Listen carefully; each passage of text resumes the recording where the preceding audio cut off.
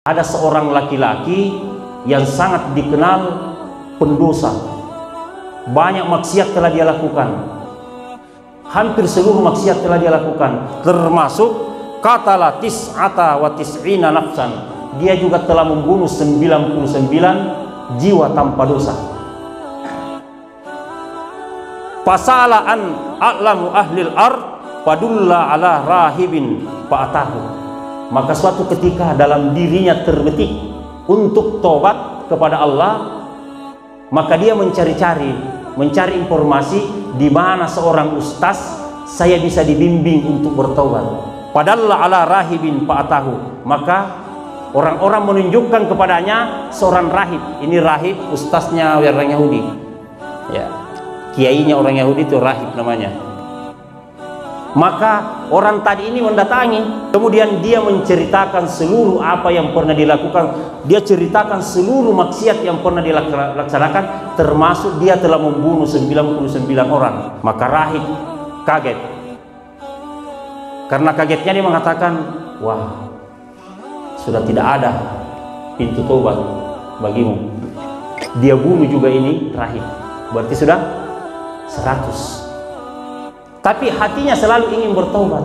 Ada rasa ingin bertobat dan membersihkan diri dari dosa yang pernah dilakukan. Tapi dia belum mendapatkan orang yang tepat memberikan petunjuk kepada dia tata cara bertobat. Maka suatu ketika dia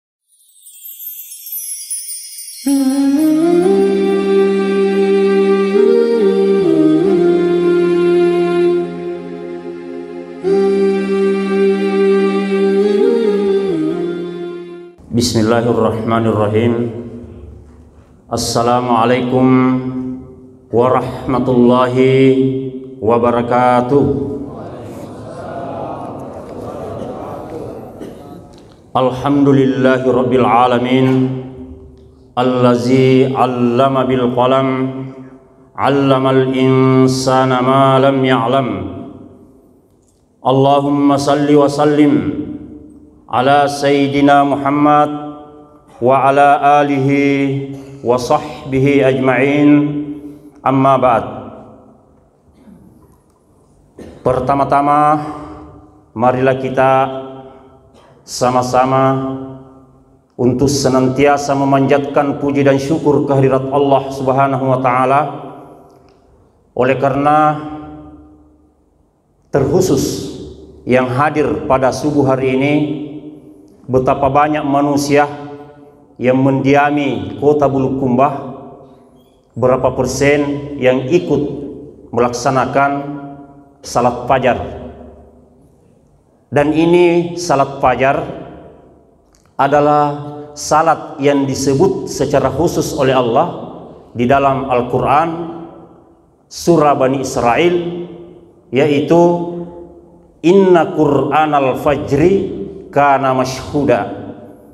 Jadi salat lain itu tidak disebut seperti itu, bahwa sesungguhnya salat subuh itu disaksikan oleh para malaikat. Kenapa disaksikan? Oleh karena waktu subuh itu adalah waktu shift pergantian antara malaikat siang dan malaikat malam. Sama halnya petugas di sebuah instansi, pergantian shift antara perawat yang jaga malam dengan perawat yang jaga siang itu gantian. Kalau malaikat itu gantiannya pada saat subuh. Makanya dia disaksikan oleh banyak malaikat. Satu manusia itu yang kawal itu 20 malaikat. Yang ada malaikat di satu manusia itu ada 20. Dari mana kita tahu, Pak Ustaz? Itu atas pertanyaannya Utsman bin Affan, khalifah ketiga kepada Nabi. Pure makutana sahabat Utsman, maka daya Rasulullah, berapa memang itu malaikat yang mengawal manusia? Seseorang. Dalam Al-Quran itu di dalam berbagai ayat, dalam disebut dalam berbagai redaksi itu bahwa walahu muakkibatun min baini aidihim wa min khalfihim. Setiap manusia itu ada malaikat di belakang, di samping, di kiri kanan mereka. Nah, Utsman bertanya, tapi ini baru pembukaan, kenapa nama malaikat ini dibahas ini? Tapi kita lanjut dulu karena ini masyhudah tadi. Ya. Rasulullah menyampaikan bahwa satu di kanan, depan, kiri dan belakang, berarti 4 memang nih. Ya. Ada juga di ubun-ubun satu. Ini tugasnya khusus menghinakan orang-orang yang sombong dan mencampakkan orang-orang yang takabur. Ada satu khusus. Ada di bibir 2 yang khusus menyampaikan, menyambungkan kepada Rasulullah bagi mereka orang-orang yang bersalawat. Maka orang yang bersalawat itu dijamin oleh Nabi, digaransi Nabi bahwa dia akan masuk dalam barisanku. Jadi perbanyaklah bersalawat kepada Nabi Muhammad sallallahu alaihi wasallam. Berapa nih tadi itu? 4 tambah 2, 6. Yang jelasnya ada 10. Dari 10 itu yang bertugas di malam hari akan sit di subuh hari, 10 lagi berarti 20. Jadi lain yang menjaga di malam hari, lain pula yang menjaga di siang hari. Sama iblis, iblis juga itu beda. Yang goda di malam hari lain lagi, yang siang lain lagi. Ya. Oleh sebab itu kita yang hadir pada subuh kali ini disaksikan oleh para malaikat senantiasa bersyukur bahwa hidayah, keinginan untuk datang di masjid apapun untuk melaksanakan salat subuh itu adalah sebuah nikmat yang luar biasa. Oleh sebab itu kepada seluruh sahabat-sahabat dari LDNU, pejuang subuh, seluruh jamaah tetap dan pengurus Masjid Al-Mu'awanah, termasuk protokol tadi, walaupun salah itu tetap disaksikan malaikat dan tidak ada dosaannya itu kalau salah begitu, Pak. Tidak ada. Bahkan mungkin ada berkah bahwa orang yang mengantuk langsung terjaga lagi. Ya. Apalagi saya disebut itu Rahman, Hakim itu saudara itu, antara itu sama-sama nama sifat Allah. Cuma harus dikasih di depannya Abdul, hamba yang berkasih sayang dan hamba yang bijaksana. Ya, kita lanjut. Selanjutnya selawat senantiasa untuk kita lantungkan kepada baginda Rasulullah Sallallahu Alaihi Wasallam. Kita lanjutkan pengajian yang pernah kita laksanakan beberapa waktu lalu di Masjid Raya Kabupaten Bulukumba. Di sana kita intinya membahas bahwa cabang iman itu yang disebut oleh Rasulullah 60 atau 70 cabang lebih. Tapi yang rusak 70 cabang lebih iman tersebut ternyata cuma sedikit sekali, cuma 3. Yang pertama itu takabur, yang kedua adalah toma', dan yang ketiga adalah hasad. Dan ini telah diperankan secara jelas dalam berbagai kisah-kisah di dalam Al-Quran. Dan kemarin kita tiba pada kisah perseteruan antara Adam, bukan perseteruan, tapi kisah tentang iblis dengan Adam. Salah satu karakter yang membedakan antara iblis dan anak cucunya ke belakang, di pihak lain Nabi Adam dengan anak cucunya di belakang, adalah iblis itu tidak merasa bersalah dan bertobat kepada Allah, malah semakin membuat sikap-sikap yang lain, yaitu yang pertama dendam, iri. Nah, jadi itu takabur itu adalah dosa turunan, hasad, iri, dendam itu adalah dosa turunan dari takabur. Kenapa? Karena saat iblis ditanya, mana akah? Apa yang menghalangimu untuk sujud kepada Adam? Dia mengatakan, ana khairum minhu. Aku lebih baik dari dia. Ini kan sudah ada bibit sombong ini. Jadi jangan sampai kita manusia ini mengikuti dosa turunan tadi. Kita selalu merasa yang terbaik, merasa paling soleh, paling pokoknya paling segalanya. Harus dihilangkan itu. Ada juga obatnya itu. Termasuk salah satu yang pernah disampaikan oleh guru kita di sini banyak, termasuk muraqabah. Itu salah satu penawar dari rasa sombong itu. Kemudian sikap Adam berbeda. Kalau iblis aba wastakbara, tidak mau sekaligus menyombongkan diri, tapi Adam fatalaqqa Adamu min rabbih kalimatin fataba alai, dia bertobat. Oleh sebab itu untuk kajian subuh kali ini kita akan fokus kepada bab taubat, karena ini salah satu cabang iman itu adalah taubat. Kemarin muraqabah itu juga cabang iman, merasa terawasi, dermawan, memberi makan. Sebentar ada di cabang iman mau dilakukan ini. Jadi kepada yang menyumbang, memberi makan itu telah melakukan salah satu dari cabang iman. Ya, memberi makan, dermawan itu juga cabang iman. Tapi kita akan fokus pada kesempatan ini karena sikap Adam itu adalah bertobat dan diterima tobatnya oleh Allah Subhanahu wa taala.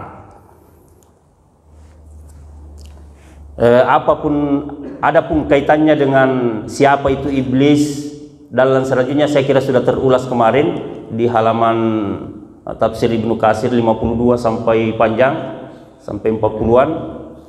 Kita masuk ke salah satu cabang iman, yaitu at-taubah. Ya.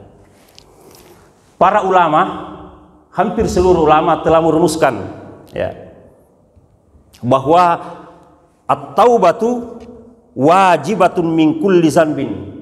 Jadi taubat itu wajib atas segala dosa. Nah, kemudian para ulama juga membagi dosa itu secara garis besar ada dua. Ya.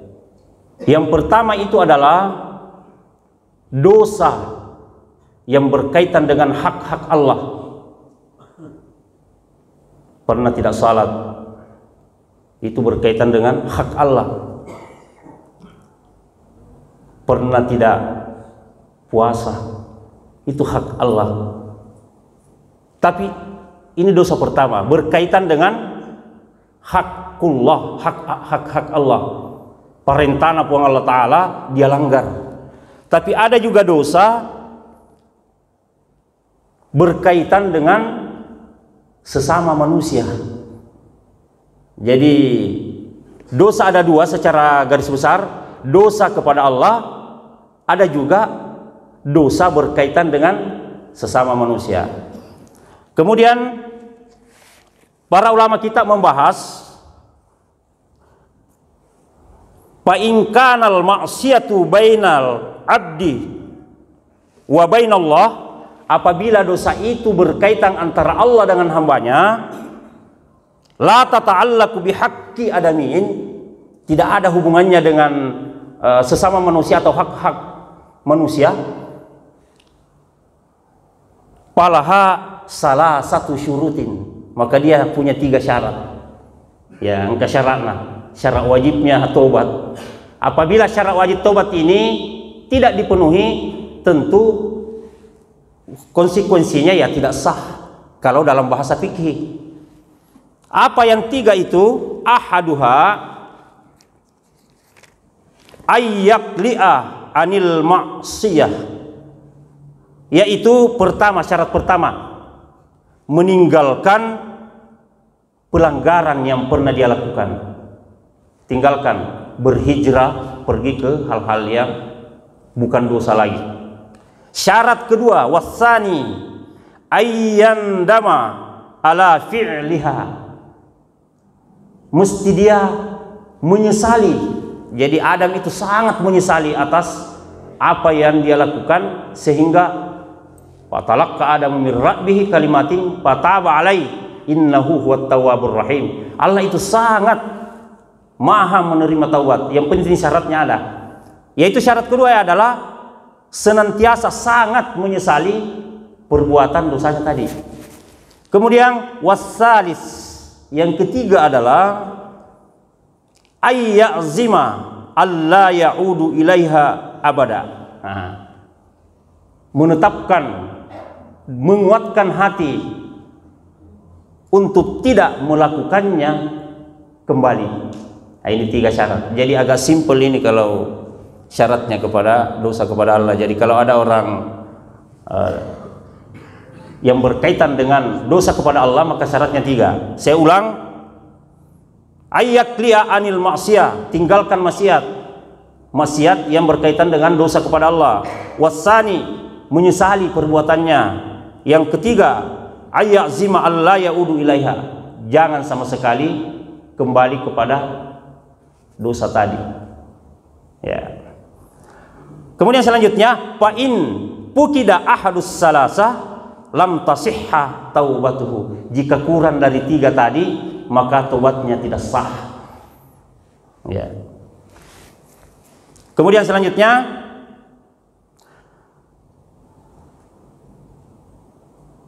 wa in kanatil ma'siyah tata'allaku bi adamiyin fasyurutuha arba'ah. Jadi apabila dosa berkaitan dengan hak-hak sesama manusia, maka syaratnya 4. Ya. Apa yang 4 itu adalah nomor 1, nomor 2, dan nomor 3, itu yang kita telah sebutkan tadi.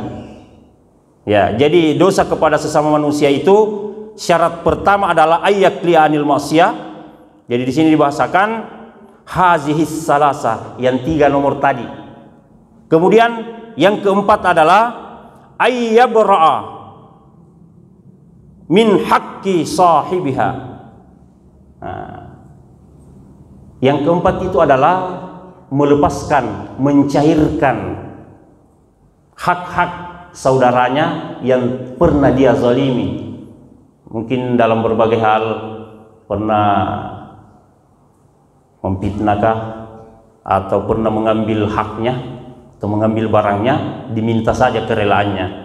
Saya kira tidak ada saudara kita, apalagi pujuan subuh mengatakan kasih kembali ke semua itu.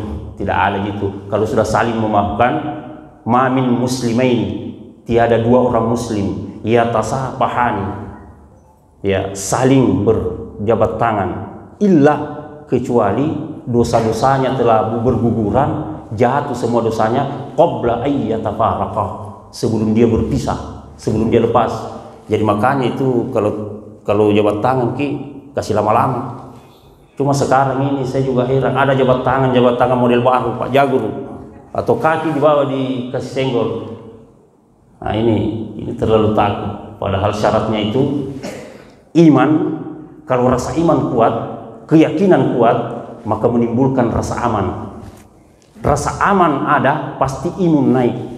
Orang yang selalu khawatir, takut, tidak bersandar, simpulnya tidak bersandar kepada Allah, gampang sekali dimasuki itu. Gampang sekali kena penyakit itu orang begitu. Kalaupun kena penyakit, maka itu adalah kafarat, pembersih untuk dirinya. Jadi jangan tuh sengki salah kapan bilang nah ustaz banyak kena masalah Pak, itu kafarat. Ya, penebus. Kemudian ini ada penjelasan lanjut. Fa in kanat malan, apabila dalam bentuk benda atau harta atau semacamnya, ya, dalam bentuk materi, raddahu ilai, maka kembalikan, kecuali kalau yang bersangkutan maka jangan. Kalau minta mengatakan pernah kuambil anuta dulu itu gaji 3 juta, tapi kupotongnya 1 juta, 3 juta kita tanda tangan, 2 juta sampai. Kalau kita minta kerelaannya, dia bilang tidak apa-apa Ustaz, karena kita sama-sama memahami, kasih gitu honor-honor, itu nggak masalah, tidak ada. Ya. Tapi kalau tanpa sepengetahuan, yang bersangkutan tidak rela, ini baru masalah. Ya. Makanya mereka yang benar-benar bertaubat, maka cari itu, bilang, oh yang pernah kuan udah tanya ini, bilang dulu itu pernah ke begini, saya minta kerelaan sebelum mati lakukan memang. Karena persoalannya akan jadi lain masalah di akhirat. Ya. Selanjutnya, wa in kana had. Nah, apabila hal yang lain-lainnya mungkin berupa janji atau berupa apa, atau berupa pernah kita apalagi namanya, mengurangi harga dirinya dan lain-lain sebagainya, maka kita minta kerelaannya pula. Kemudian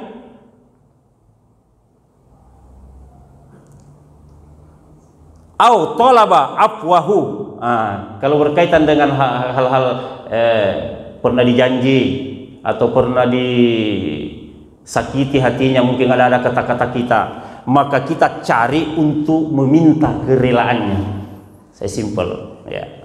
Dan saya kira orang-orang yang punya iman di dada itu akan segera, ya saya maafkan. Coba contohnya Nabi Yusuf. Nabi Yusuf tahu bahwa dia pernah dizalimi, pernah dianiaya, pernah mau dibunuh oleh saudaranya. Begitu dia memiliki wewenang untuk menghukum, dia maafkan saudaranya seluruhnya. Nah, itulah sifat-sifat mulia.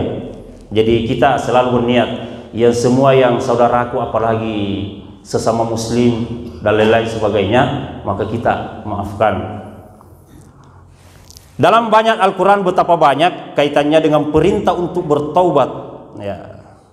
Ini panjang ulasannya, tapi kita coba lihat salah satu hadis dari Rasulullah, dari Abu Hurairah. Sami'tu Rasulullah sallallahu alaihi wasallam. Abu Hurairah berkata ini, ya, bagi yang pernah ziarah kubur ke Madinah, ya, para sahabat-sahabat besar itu kuburnya itu ada di Baqi dengan ada di Ma'lah. Cuma sekarang di Baqi itu rata dengan tanah, jadi susah dibedakan mana kuburnya Utsman bin Affan, mana kuburnya sahabat yang lain, rata dengan tanah. Cuma termasuk di Uhud 70 syuhada Uhud di sana itu dek nadi segera diga tujunna kuburna Amurena Nabita Hamzah dan syuhada 70 itu pada sampai tahun 1926 itu masih ada. Nah, setelah itu diratakan dengan tanah. Itu di eskavator dengan alasan orang yang ziarah kubur itu dianggap syirik. Nah, seperti itu. Kita lanjut Abu Hurairah. Jadi bahkan ada sahabat Nabi itu kuburnya ada di Cina. Sa'ad bin Abi Waqqas itu ada di Cina. Abdurrahman bin Auf di Madinah, di Baqi. Seperti sahabat-sahabat lain yang tersisa di sana itu yang jelas kuburnya Nabi, kuburnya Abu Bakar dan Umar bin Khattab. Sementara Aisyah sudah tidak jelas mana ini. Termasuk sahabat-sahabat lain. Ini dari Abu Hurairah. Dia berkata, sami'tu Rasulullah sallallahu alaihi wasallam yaqulu.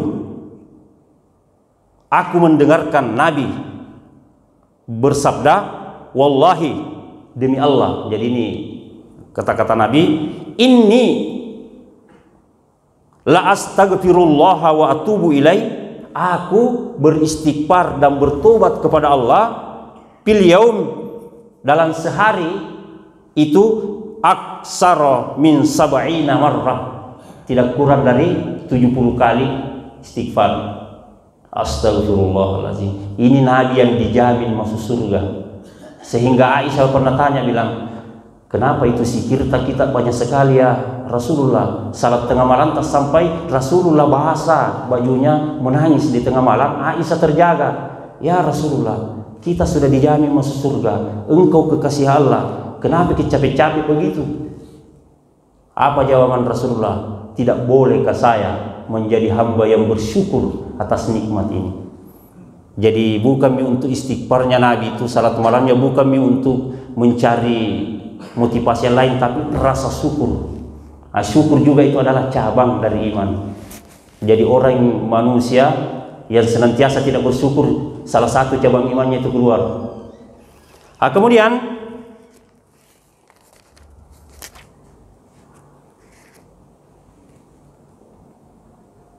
betapa banyak hadis yang menjelaskan, tapi saya akan melompat ke hadis 7. Ya. Ini diriwayatkan oleh Abi Sa'id bin Malik bin Sinan Al-Khudri radhiyallahu anhu, kemudian ditulis ulang dan diriwayatkan kembali oleh Imam Bukhari dan Imam Muslim. Annan Nabi sallallahu alaihi wasallam, sesungguhnya Rasulullah sallallahu alaihi wasallam pernah bersabda, kana piman kana qablakum rajulun qatala tis'ata wa tis'ina nafsan. Ini fadilah taubat, bahwa Rasulullah pernah berkisah bahwa dulu di zaman sebelum kalian itu ada seorang laki-laki yang sangat dikenal pendosa.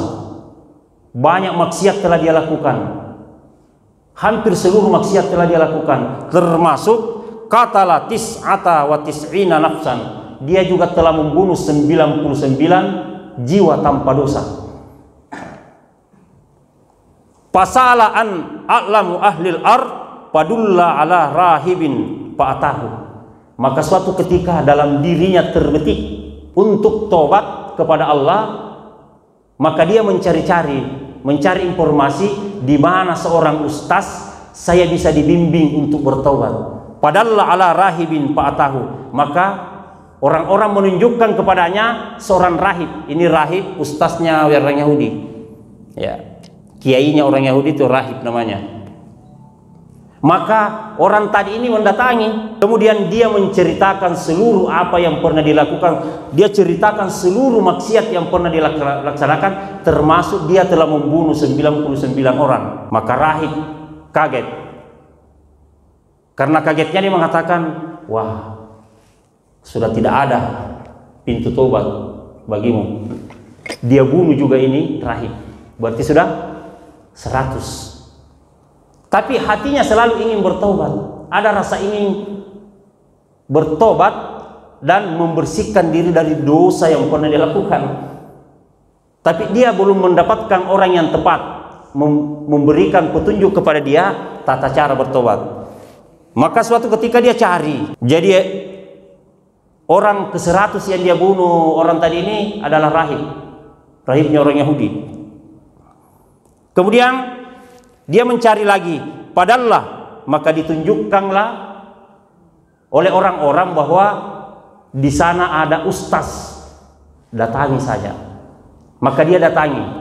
Setelah dia ketemu, dia ceritakan sejarah maksiatnya dari A sampai Z, termasuk membunuh ustaz tadi, rahib. 100 orang nih. Maka ustaz tadi mengatakan, alim di sini dibahasakan alim, orang yang berilmu tadi menunjukinya bahwa tinggalkan kampungmu, datangi kampung, engkau berhijrah ke kampung seberang yang cukup jauh, dan kau cari ini karena di sana adalah, di sini digambarkan di kampung itu yang saya tunjukkan itu adalah unasun fa inna biha unasun ta'budunallaha ta'ala fa'budullaha ma'ahum. Di sana itu mereka orang-orang sangat gemar menyembah kepada Allah. Ke sana aku bergabung. Mungkin kalau sekarang bergabung pada pujuan subuh, bergabung pada ilmu, sehingga banyak pengetahuan kau dapat di sana. Akhirnya dia tinggalkan kampungnya menuju tempat yang dituju. Tapi ternyata di tengah perjalanan yang bersangkutan meninggal. Kira-kira ini tobatnya diterima atau tidak ini? Maka kira-kira nak kuidi, kira-kira nak pakoro model naro, kira-kira diterima tobatnya, kira-kira pak depana. Maksiatnya banyak sekali, membunuh orang 100 orang, termasuk ustaz satu namunuh. Kira-kira.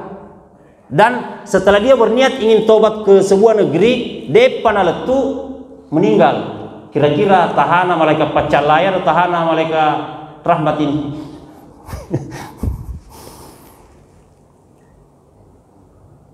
Pantalaka hatta iza nasafat tariq atahul maut. Pada saat dia hijrah itu dia meninggal. Fahtasamat fihi malaikatur rahmah wa malaikatul azab. Maka turunlah malaikat rahmat dan malaikat azab. Ya. Ada dua malaikat ini datang. Faqala malaikatur rahmah jaa ta'iban muqbilan biqalbihi ilallah ta'ala. Malaikat rahmah mengatakan, jangan diasap ini orang, karena dia sudah punya niat ya untuk bertobat secara sungguh-sungguh kepada Allah walau belum terkabul, belum melaksanakannya. Dia baru mencari petunjuk. Tapi waqalat malaikatul azab, malaikat pacalai makeda, innahu lam ya'mal khairan qattun. Dia kan belum sama sekali melaksanakan kebaikan. Nah, ini terjadi perdebatan. Perdebatan ini panjang terus. Fa'atahum malakun fi surati adamiin, maka Allah mengutus malaikat ketiga, faja'alu bainahum hakaman faqala kisu ma bainal ardain. Maka Allah mengutus malaikat satunya. Terjadi perdebatan antara malaikat rahmat dengan pacalla. Sama kita di sini pasti tadi terbagi dua, wah calla ya roh, atau mungkin juga terbagi dua kan. Tapi datang diutus oleh Allah malaikat ketiga untuk menengahi, untuk memediasi antara malaikat rahmat dengan malaikat pacalla. Pas seandainya bahasa tak Roma kedai malaikat rahmat ajak kasih engkana niat na toba, tapi kedai malaikat pacalla kada ajak di panaga ya ilmu bangga idolo, pasti itu seperti itu. Ucalai dulu, ucalai dulu. Tapi datang malaikat ketiga mengatakan, yang diutus Allah untuk menjadi mediator dari kedua malaikat tersebut, faqala, dan dia berkata, kisu ma bainal ardain, ukur ki antara tanah yang telah ditinggalkan atau kampungnya dengan kampung yang mau dituju tadi, tempat dia mau bertobat di sana itu. Setelah kisu itu ukur. Setelah diukur, ternyata setelah diukur, faqasu fawajaduhu adna ilal ar. Setelah dilakukan verifikasi pengukuran, ternyata tanah yang ditinggalkan lebih jauh dibandingkan lokasi negeri yang mau dituju. Artinya lebih dekat nih objek atau sasaran, tidak pas pertengahan, sudah lebih jauh meninggalkan kampungnya untuk menuju tempat itu.